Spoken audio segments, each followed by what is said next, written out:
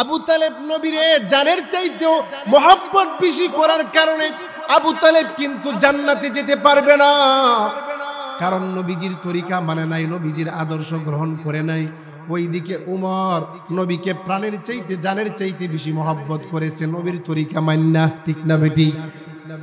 এই জন্য আবু তালেব ইন্তেকালের আগ মুহূর্তে উনি বলে গেছেন, ওয়ালাকাদ আলিমতু বিআন্না দীনা মুহাম্মাদিন, ওয়ালাকাদ আলিমতু বিআন্না দীনা মুহাম্মাদিন মিন খায়রি আদিয়ানিল বারিয়াতি দীনা।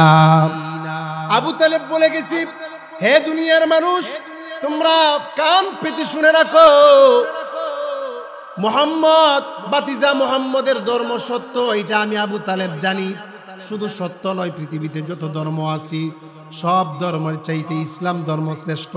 ইন্নাদ-দীনা ইনদাল্লাহিল ইসলাম ওয়া মান ইয়াবতাগি গায়রাল ইসলামি দীনান ফালান ইউকবালা মিনহু ওয়া হুয়া ফিল আখিরাতি মিনাল খাসিরিন। আবু তালেব বলল, বাতিজা মুহাম্মদ, তোমার ধর্ম যে সত্য ধর্ম এটা আমি আবু তালেব জানি, কিন্তু তোমার বাতিজা, তোমার ধর্ম, তোমার আদর্শ, তোমার তরিকা কেন গ্রহণ করলাম না? আবু তালেব কয়, লাউলাল মালামাতু আও হাজারু মুসাব্বাতিন, লাউলাল মালামাতু আও হাজারু মুসাব্বাতিন লাওয়াজাদতানি সামহাম বিযালিকা মুবিনা। বাতিজা মুহাম্মদ, তোমার ধর্ম সত্য এটা আমি আবু তালেব জানি, কিন্তু কেন তোমার তরিকা, তোমার আদর্শ কেন গ্রহণ করলাম না?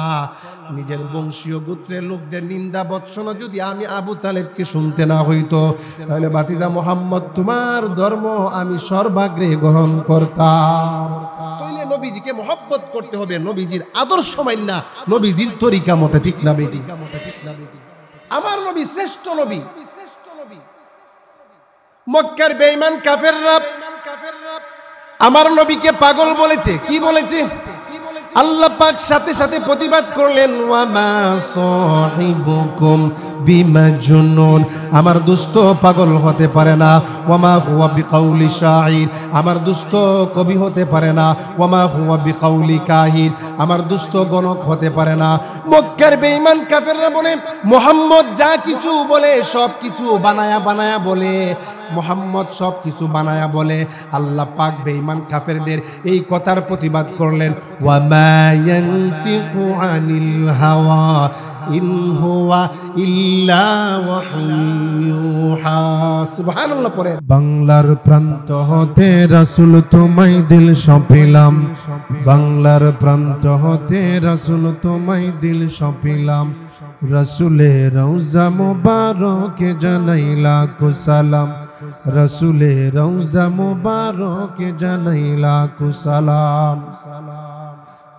দুঃখীদের বন্ধু হয়ে এলে তুমি দুনিয়াতে, এলে তুমি দুনিয়াতে, উম্মতের বন্ধু হয়ে তোরাতে ফুল সিরাতে, তোরাতে ফুল সিরাতে, কালেমার নাই করে পার করিও তোমার সাথে, কালেমার নাই করে পার করিও তোমার সাথে, হাসরে দেখা দিও কাউসারের প্যালা হাতে, হাসরে দেখা দিও কাউসারের প্যালা হাতে।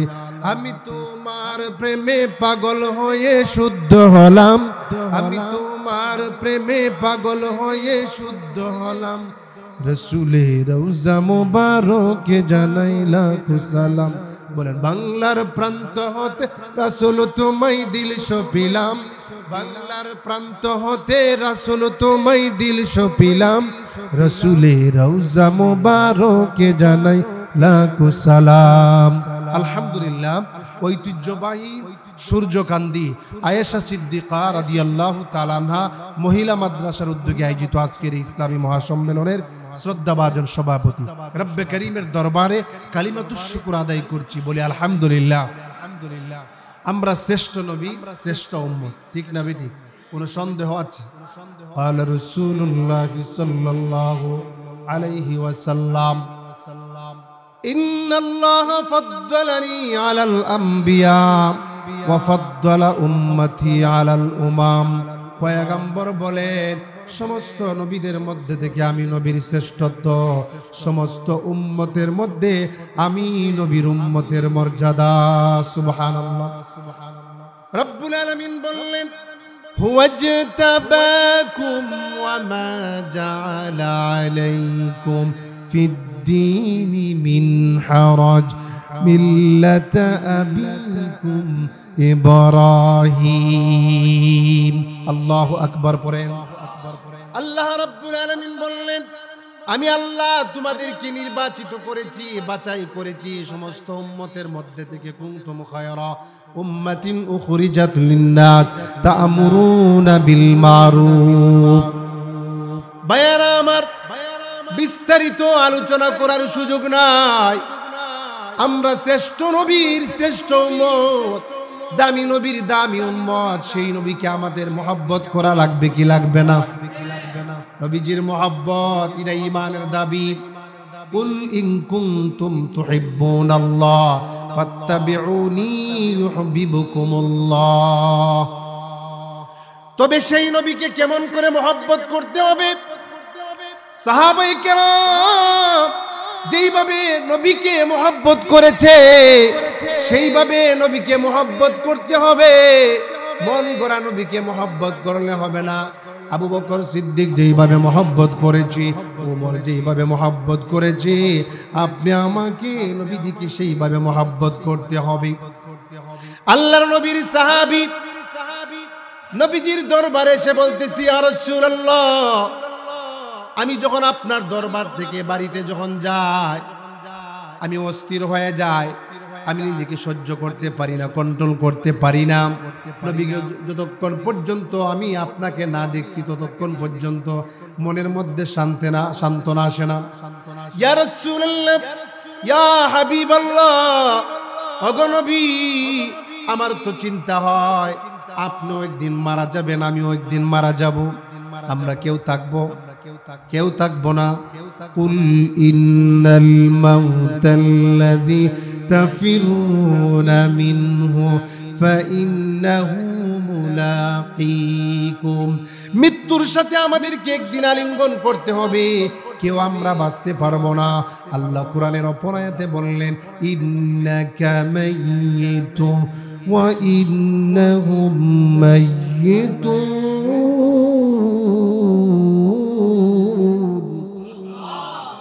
ইয়া রাসূলুল্লাহ, আমরাও একদিন থাকবো না, আপনিও একদিন থাকবেন না। আপনি মারা যাওয়ার পরে আপনি নবীদের মর্যাদায় চলে যাবেন, জান্নাতে আপনার মাকাম হবে, মর্যাদা হবে আলাদা। ইয়া রাসূলুল্লাহ, এখন তো আমরা আপনাকে দেখতেছি, মনের সান্ত্বনা আসে, মনের মধ্যে তৃপ্তি আসে। আপনি মারা যাওয়ার পরে নবী গো আপনার সাথে সাক্ষাৎ হবে না। নবীজি সাহাবীর এই কথা শোনার পরে উনি চুপ থাকলেন। জিবরাইল আলাইহিস সালাতু ওয়াস সালাম নবীজির কাছে আসলেন, আয়েশা আয়াত নাজিল করলেন ওয়া মান ইউতিইল্লাহা ওয়ার রাসূলা ফাউলাইকা মাআল্লাযীনা আন'আমাল্লাহু আলাইহিম মিনান নাবিয়্যিনা ওয়াস-সিদ্দীকিনা ওয়াশ-শুহাদাই ওয়াস-সালিহিন। যারা নবীর আদর্শ, নবীর ইতাআত যারা করবে, আল্লাহ পাক বলেন তারা নবীদের সাথে থাকবে, তারা সাদিকিনদের সাথে থাকবে। সুবহানাল্লাহ পড়েন। তাহলে নবীজি মারা যাওয়ার পরেও আমরা যদি নবীর আদর্শ, নবীর আখলাক যদি আমাদের সব কিছুর মধ্যে ফিট করতে পারি, তাহলে আমরা মারা যাওয়ার পরেও আল্লাহ পাক নবীর সাথে সাক্ষাৎ করার ব্যবস্থা রাখছে কি রাখছে না? তাহলে শর্ত হইল নবীর আদর্শ, নবীর মহব্বত, নবীর ইশক প্রেম আমাদের দিলের মধ্যে ঢুকাইতে হবে। ঠিক না বেটি? তবে সেই নবীর মহব্বত সাহাবীদের মতো করতে হবে, আবু বকরের মতো করতে হবে, উমরের মতো করতে হবে।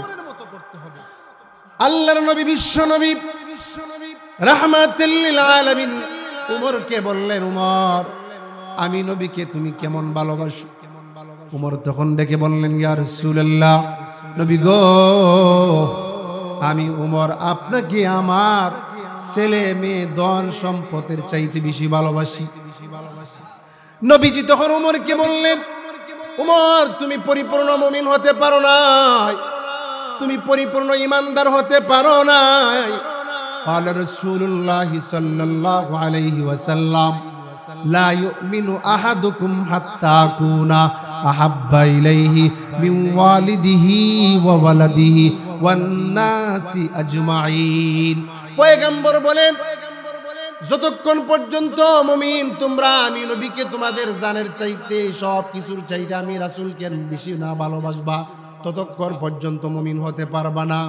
উমরের এই কথা বলার পরে উমর চিন্তা করে, আহারে নবীর আদর্শ নবীর আখলাক বাস্তবায়ন করতে গিয়া যদি আমি উমরকে জান দিতে হয়, ওই জায়গার মধ্যে আমি উমরকে জান দিতে হবে।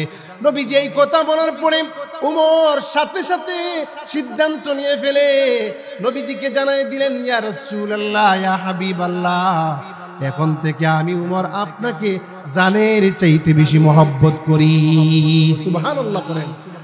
তবে ভাইয়ারা আমার, নবীজিকে মহব্বত করতে হবে নবীজির তরিকা মান্না, না নবীজির তরিকা বাদ দিয়া।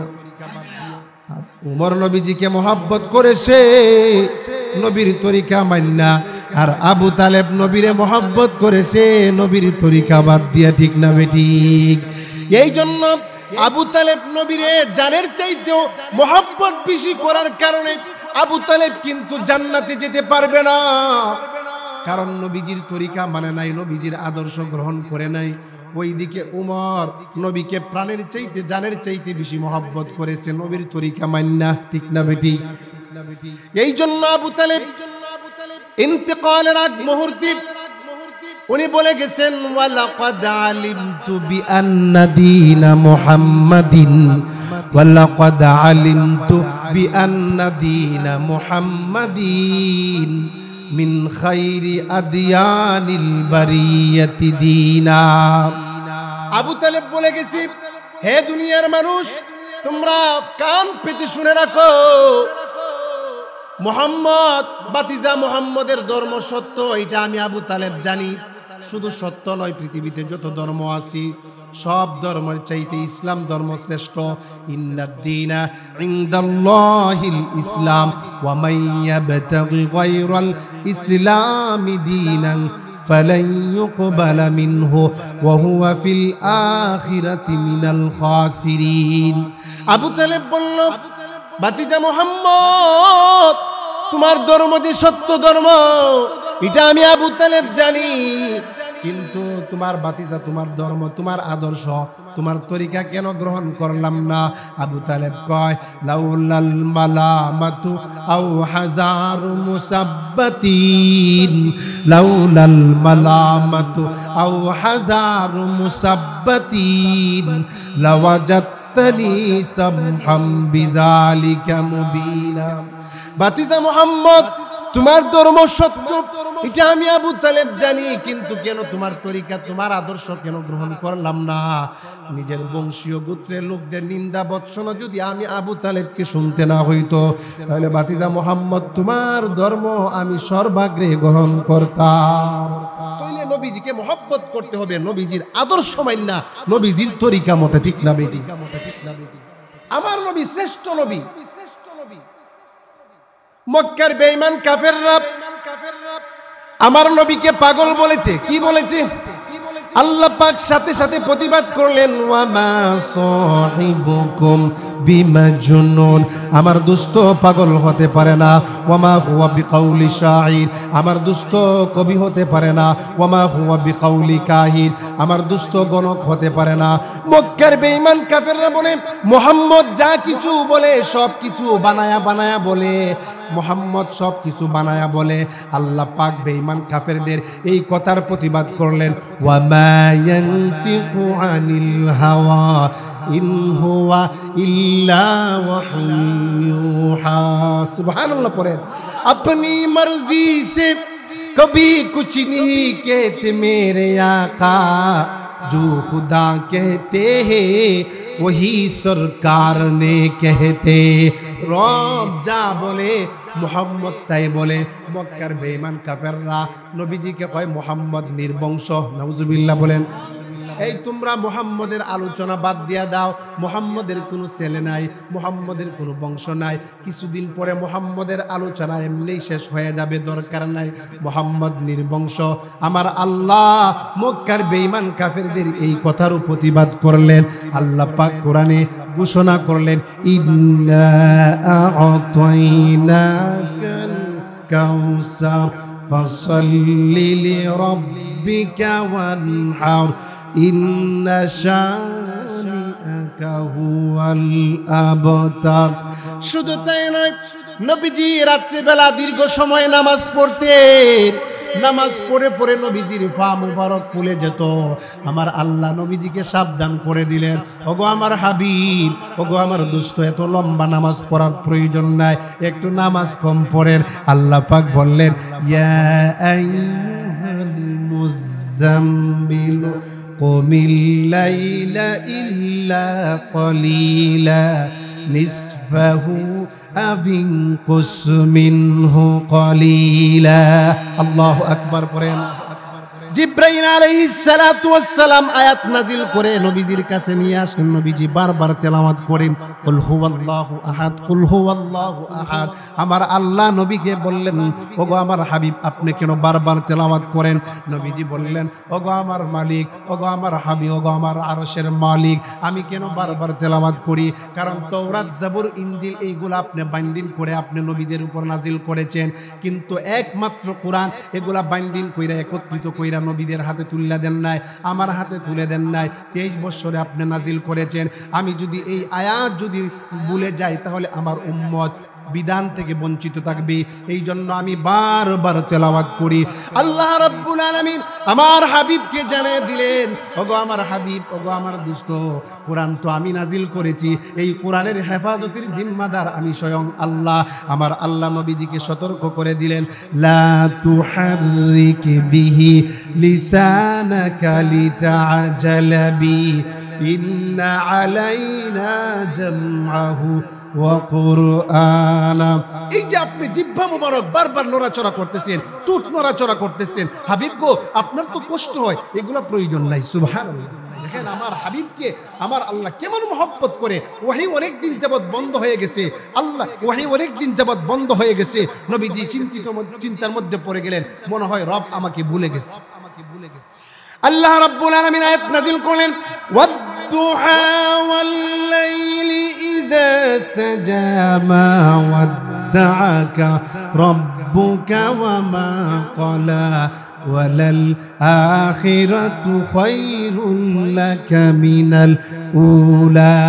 ওগো আমার হাবিব, আপনার নুরানি চেহারার কসম, ওয়াল্লাইলি ইযা সাজা, আপনার কালো জুলফির কসম, ওয়াল্লাইলু মেহে জুলফে মুহাম্মদ কাতারান্নুন, ওয়াল্লাইলু মেহে জুলফে মুহাম্মদ কাতারান্নুন, ওয়াশ-শামসু মির খুসার ইয়া আহমদ কাতারান্নুন। আল্লাহু আকবার।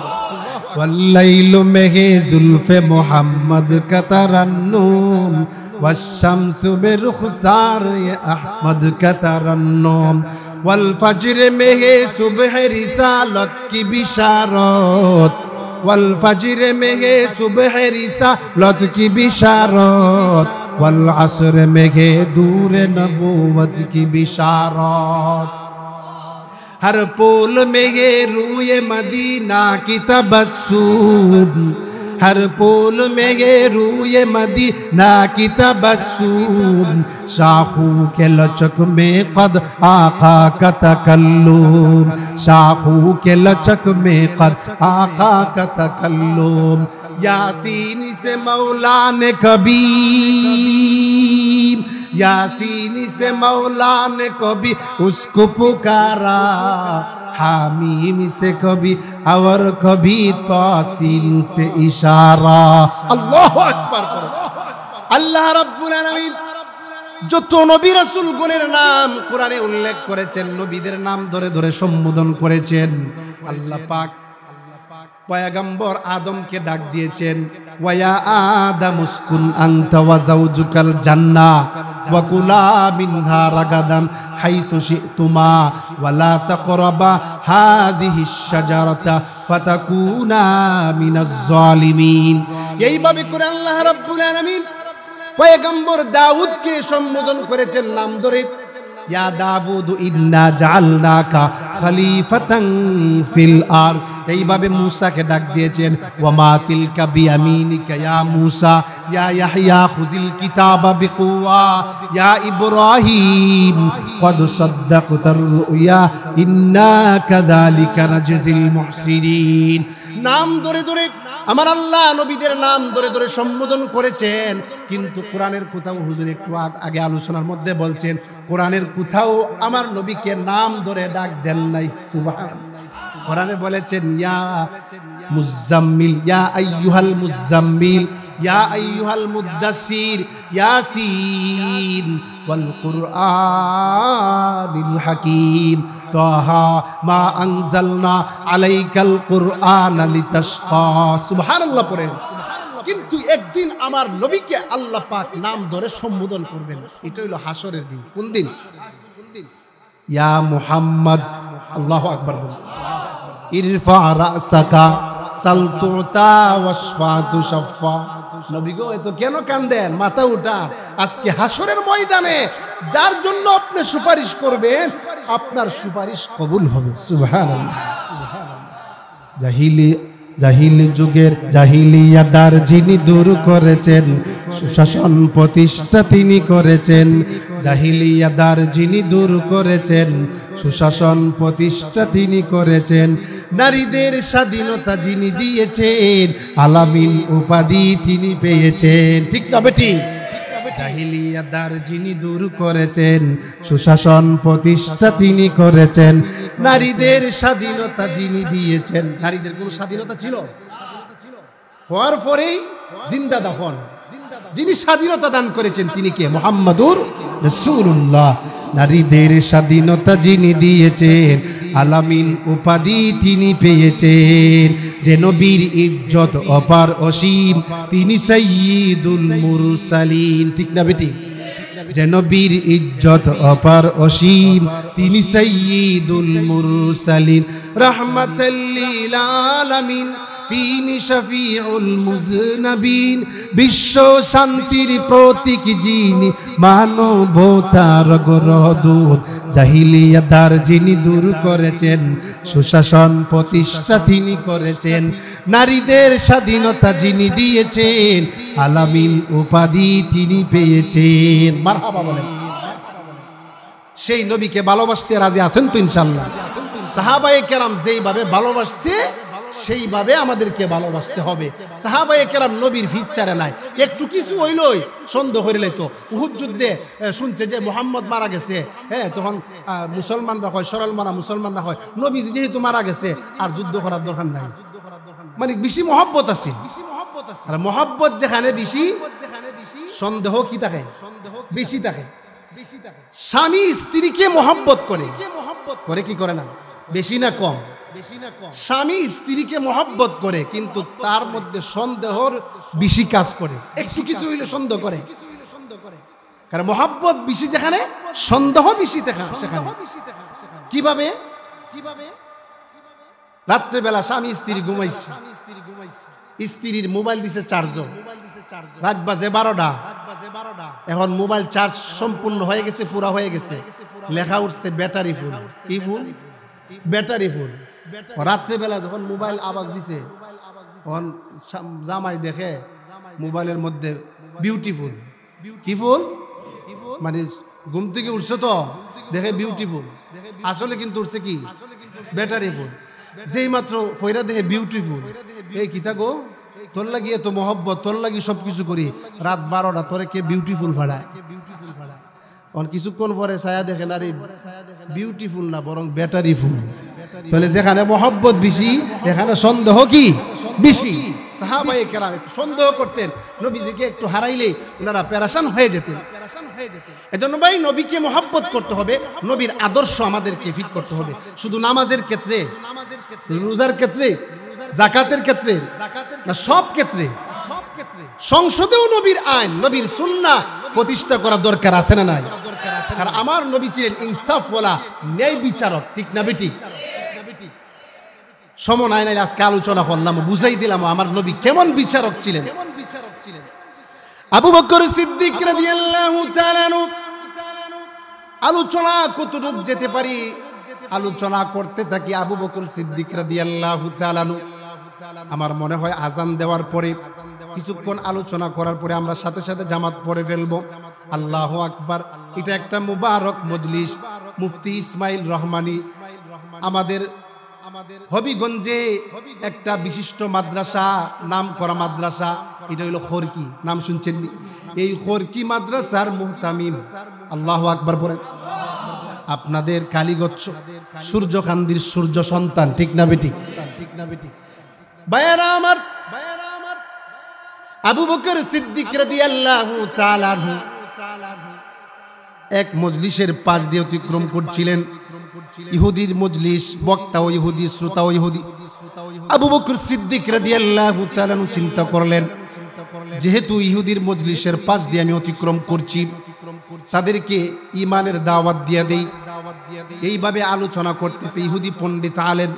আবু বকর সিদ্দিক রাদিয়াল্লাহু তাআলা আনহু মজলিসের মধ্যে, স্টেজের মধ্যে ওঠার পরে ওই ইহুদি পণ্ডিত আলেমকে দাওয়াত দিলেন। ওই ইহুদি পণ্ডিত তৌরাত কিতাবের মধ্যে মুহাম্মদ সাল্লাল্লাহু আলাইহি সাল্লামের অনেক প্রশংসা তারিফ আছে, এগুলা জানা পড়াশোনা করেও তুমি কেন মুহাম্মদের আদর্শ গ্রহণ করছো না, মুহাম্মদের নবী মানছো না? লোকটা তখন বলল, আমি কি তোমাদের মতো বেকুফ নাকি? যেই ধর্মের নবী গরিব, যেই ধর্মের আল্লাহ গরিব, সেই ধর্ম আমি কেন গ্রহণ করব? নাউজুবিল্লাহ পড়েন। ও কিভাবে?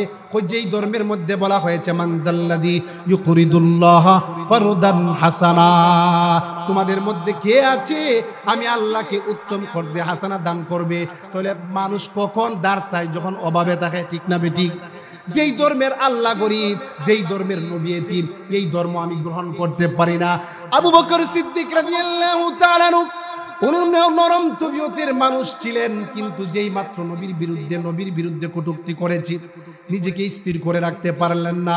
কারণ মুমিনদের গুণ হইল আজিল্লাতিন আলাল মুমিনিনা আইজ্জাতিন আলাল কাফিরিন। কাফেরদের ব্যাপারে মুমিনরা খুব কঠোর, নিজেদের মধ্যে মুমিনদের ব্যাপারে তারা একদম শীতল, ঠিক না বেঠিক?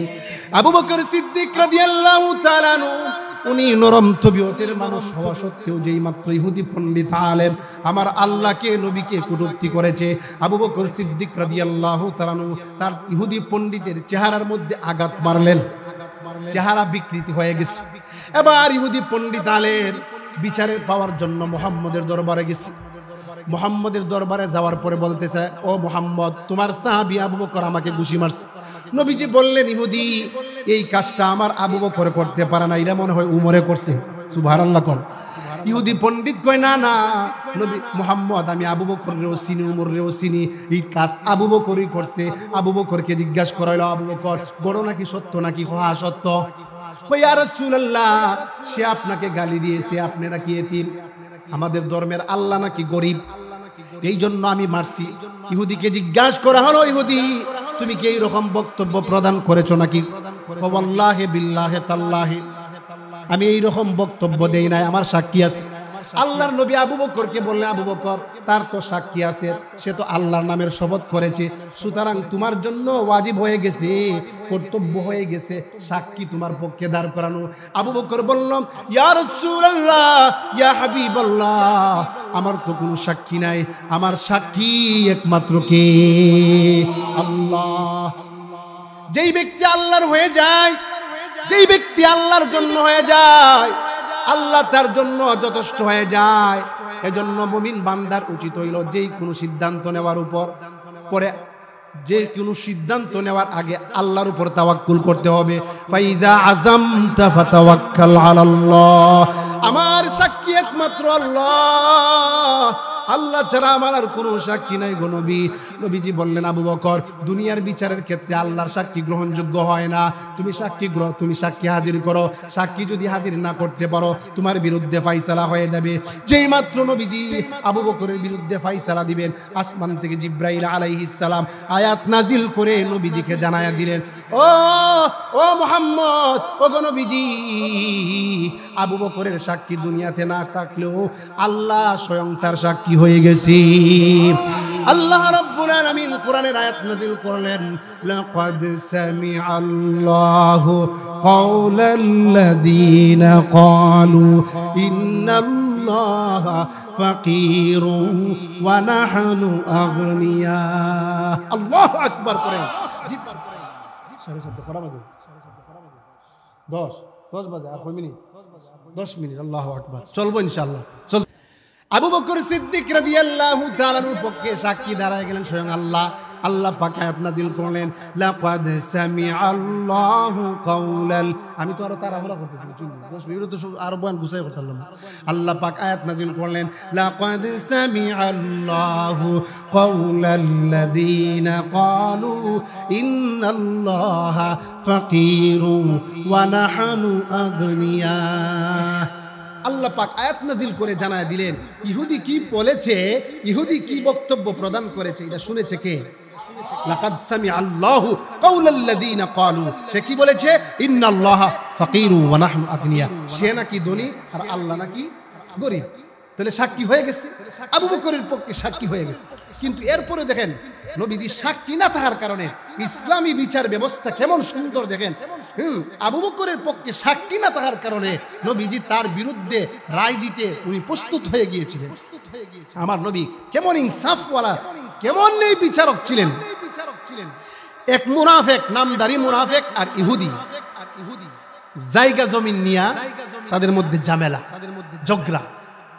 এই ঝগড়া মিটানোর জন্য এই মুনাফিক মার্কা মুসলমান, নামদারি মুসলমান, মুনাফিককে চিনেননি? ইযা জাআকাল মুনাফিকুন ক্বালু নাশহাদু ইন্নাকা লারাসূলুল্লাহ ওয়াল্লাহু ইয়ালামু ইন্নাকা লারাসূলু ওয়াল্লাহু ইয়াশহাদু ইন্নাল মুনাফিকিনা লাকাযিবুন। এই জন্য মুনাফিকরা জাহান্নামের সবচেয়ে নিকৃষ্ট যে জায়গা, নিকৃষ্ট যে জাহান্নাম, ওই জায়গার মধ্যে মুনাফিকরা থাকবে। ইন্নাল মুনাফিকিনা ফিদ দারকিল আসফালি মিনান নার। মুনাফিক সে বলল, ঠিক আছে, আমরা কাব ইবনে আশরাফের কাছে যাই। তো ইহুদি বলতেছে, না, চলো আমরা মুহাম্মদের দরবারে যাই। মুহাম্মদ নেই বিচারক। মুহাম্মদ সাল্লাল্লাহু আলাইহি ওয়াসাল্লামের কাছে যাওয়ার পরে আল্লাহর রাসূল ইহুদির পক্ষে রায় দিলেন। কার পক্ষে রায় দিলেন? ইহুদির পক্ষে রায় দিলেন। এবং মুনাফিক মার্কা মুসলমান, সে তো বিচার মানে না। তো মুহাম্মদের বিচার মানি না, আমার সানি বিচার লাগবে।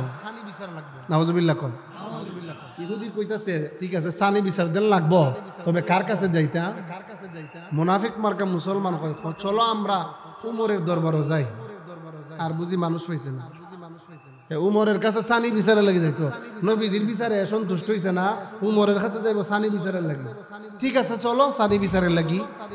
তো ইহুদি গিয়া বলতেছে, উমর, আমি আপনি যে রায় দিবেন এই রায় আমি শতভাগ মেনে নেব, তবে আমার একটা কথা আছে। কথাটা হলো, আমরা এই ঝগড়া মীমাংসা করার জন্য মুহাম্মদের দরবারে গিয়েছি, মুহাম্মদ আমার পক্ষে রায় দিয়েছে। যেই মাত্র ইহুদির এই বক্তব্য শুনলেন, আবু উমর রাদিয়াল্লাহু তাআলা তাদেরকে বললেন, তোমরা এখানে বসো, আমি একটু বাড়ি থেকে আই, কিতা লই আইব বুঝুন তো। উন্মুক্ত তরবারি আইনা এই মুনাফিকের কল্লা দেহ থেকে আলাদা করে দিলেন। সুবহানাল্লাহ। আর সেই দিন উমর দীপ্ত কণ্ঠে বলেছিলেন, যেই ব্যক্তি মুহাম্মদুর রাসূলুল্লাহ সাল্লাল্লাহু আলাইহি সাল্লামের বিচার ব্যবস্থার প্রতি সন্তুষ্ট না থাকবে, আমি উমরের আদালতে এই কুলা তরবারি দিয়েই তার বিচার হয়। সুবহানাল্লাহ। এই প্রেক্ষাপটে আল্লাহ পাক আমার তেলাওয়াতকৃত আয়াত নাজিল করলেন। আল্লাহ রাব্বুল আলামিন বললেন, ফালা ওয়া রাব্বিকা লা ইউমিনুনা হাত্তা ইউহাক্কিমুকা ফীমা শাজারা বাইনাহুম সুম্মা লা ইয়াজিদু ফী আনফুসিহিম হারাজাম মিম্মা কাদাইতা ওয়া ইউসাল্লিমু তাসলিমা। আল্লাহ রাব্বুল আলামিন বললেন, যেই ব্যক্তি, ওই ব্যক্তি কখনো মুমিন হতে পারে না তাদের পরস্পর দ্বন্দ্বের মধ্যে মুহাম্মদ সাল্লাল্লাহু আলাইহি সাল্লামকে বিচারক না মানবে, মুহাম্মদ সাল্লাল্লাহু আলাইহি সাল্লাম বিচার করার পরে এই বিচারের প্রতি যে সন্তুষ্ট না থাকবে সে কখনো কি হতে পারে না, মুমিন হতে পারে না।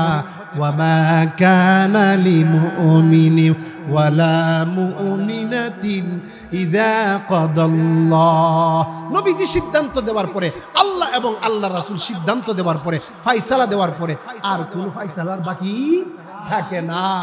এই জন্য ইসলামী বিচার ব্যবস্থা যদি বাংলার জমিনে প্রতিষ্ঠিত করা যায় তাহলে বাংলাদেশ থেকে চুরি, ডাকাতি, চিন্তা, চাঁদাবাজি, দর্শন বন্ধ করা সম্ভব, ঠিক না বেটি?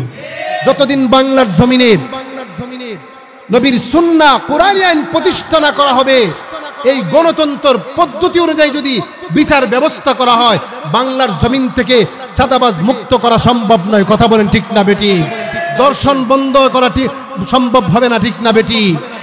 যদি ইসলামী আইন কানুন বাস্তবায়ন করা হয় তাহলে এই সমাজ থেকে কেবল দর্শন বন্ধ করা সম্ভব। ভাইয়েরা আমার, 2-3 মিনিটে আমার কথাটা গুছিয়ে ফেলবো। ভারতের কান্দাহারে একটা ঘটনা, হৃদয় বিদারক ঘটনা আমি আপনাদেরকে শোনাই দিতে চাই। কষ্ট হইতেছে, পার্শ্ববর্তী মসজিদে আজান হচ্ছে, 2-3 মিনিটে কথাটা শেষ করে দেব। ভারতের কান্দাহারে একটা ঘটনা, একজন মুসলমান হিন্দুদের জমি জোরপূর্বক দখল করে নিয়েছে, নিজের নামে লিখে রয়েছে। এইরকম মানুষ আছে না নাই? এইরকম বাটপার সরাইলে আছে না নাই? আরেকজনের জমি, ওই মুসলমানের জমি হিন্দুর নামে, হিন্দুর জমি মুসলমান বেচারা তার নামে লিখে রয়েছে। মামলা হয়েছে, মামলা অনেক দিন রায় শুনানি হয়েছে, কোনো কিছু সমাধান হয় না। এইবার মুসলমান ব্যক্তি ঘোষণা করে দিল, যদি আমার পক্ষে কুড়ে রায় আসে তাহলে ওই জায়গার মধ্যে একটা মসজিদ হবে। কি হবে? মসজিদ হবে। সমর্থন পাওয়ার জন্য, মুসলমানদের সমর্থন পাওয়ার জন্য সে বক্তব্য দিয়েছে, যদি এই জায়গার মধ্যে, এই জায়গাটা আমার পক্ষে রায় আসে আমি মসজিদ বানাবো। এবার হিন্দু ব্যক্তিও কয় আমার পক্ষে যদি রায় আসে তাহলে ওই জায়গার মধ্যে একটা কি হবে? মন্দির হবে। কি হবে? আগে ছিল ব্যক্তিগত দ্বন্দ্ব, আর এখন গোষ্ঠীগত দ্বন্দ্ব, ধর্মে ধর্মে দ্বন্দ্ব। বিশাল ঘটনা। অনেক সংক্ষেপে বলতেছি। ইংরেজ বিচারক সে চিন্তার মধ্যে পড়ে গেল কিভাবে রায় দেব। যেহেতু এটা গোষ্ঠীগত দ্বন্দ্ব হয়ে গেছে, এখন যদি মুসলমানের পক্ষে রায় দেই তাহলে হিন্দুরা আমার প্রতি কেঁপবে, আবার যদি হিন্দুর পক্ষে রায় দেই মুসলমানরা আমার উপর কেঁপবে। এই জন্য সে একটা কৌশল অবলম্বন করলো। হিন্দু আর মুসলিমকে ডাকায় বলল, তোমরা তোমাদের একজন বিশ্বস্ত 2 জন লোককে তোমরা সিলেক্ট করো, ঠিক করো, সে যেই মতামত পেশ করবে, সে যে রায় দিবে এই রায় তোমরা মেনে নিবা। ও ঠিক আছে, মেনে নেব। এবার হিন্দুকে বলল, তুমি তুমি কোন লোককে তুমি সালিশ মানবা, কোন লোককে তুমি মানো, বিশ্বস্ত মনে করো। হিন্দু লোকটা ওই ভারতের কান্দাহারে তদানীন্তন সময় একজন মুফতি ছিলেন, বড় আলেম ছিলেন। ওই বড় আলেমকে ওই দায়িত্ব দিলেন, মামলার দায়িত্ব দিলেন, রায়ের দায়িত্ব দিলেন। সুবহানাল্লাহ বলেন। হিন্দু রায় দিছে এই মুফতি সাহেবরে। এখন হিন্দু লোকেরা বলতে, এই কি করলে রে, এই মুফতি সাহেব তো কোনোদিন বলবে না, মুফতি সাহেব তো কোনোদিন চাইবে না এখানে একটা মন্দির হোক, সে তো মুসলমানদের পক্ষেই থাকবে। আর মুসলমানরা তো খুব খুশি, আমরা একজন পাইছি, আলেম পাইছি, ভালো হইছে আমরা লাগি। যখন মামলা কুডো উঠছে তখন আলেমকে জিজ্ঞাসা করা হলো, ওই মুফতি সাহেবকে, আপনি সত্য কথাটা বলেন, এই জায়গাটা মূলত কার? তখন আলেম সেদিন কোর্টে বলেছিলেন, ইংরেজ ব্রিটিশ বিচারের আদালতে বলেছিলেন, এই জায়গাটা মূলত সত্যিকার অর্থে হিন্দু লোকের। সুবহানাল্লাহ বলেন। হিন্দু লোকের। তখন ইংরেজ বিচারক বলেছিল, আজকের এই আদালতে মুসলমান পরাজয় বরণ করেছে কিন্তু ইসলাম বিজয় হয়েছে। সুবহানাল্লাহ। ইসলাম যে ন্যায় বিচার প্রতিষ্ঠা করতে পারে এটা আজকে বোঝা গেল। মুসলমানরা পরাজয় বরণ করেছে, ইসলাম কি হয়েছে? বিজয় হয়েছে। আর আজকে বর্তমান যুগে আমরা মুসলমানরা জয়লাভ করতে চাই কিন্তু ইসলামকে পরাজয় বরণ করতেছি। আজকে মুসলমান হিন্দু দুর্গাও যায়, মসজিদেও যায়, মসজিদেরও সভাপতি হয়, দুর্গারও পূজারও সভাপতি হয়। আছে না মুসলমান এমন?